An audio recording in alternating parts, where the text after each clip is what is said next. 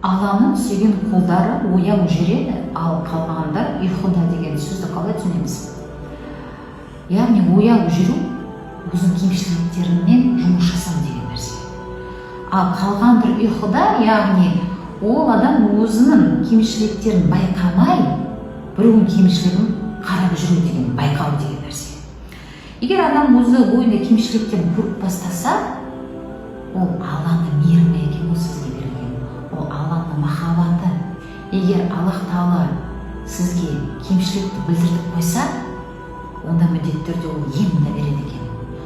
Одан кейін мынандай керемет нәрсе бар. Егер өте ауыр, бірақ егер сізге біреу сіздің кемшіліктеріңді айтатын болса, оны біліп қойыңыз, Аллах Тағала сізге білдіртіп жатыр. Кім арқылы? Сол адам арқылы. Мысалы, сізде бір бойыңызда бір мінез бар, немесе бір әдеп сақтамадыңыз.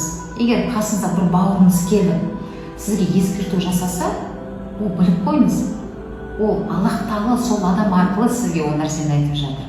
Ол Алланың махаббаты. Жаңа айтқандай, егер Аллах Тағала сізге, яғни емін кемшіліктерін білдіртіп бастаса, онда ол міндетті түрде сізге емін береді ол нәрсені.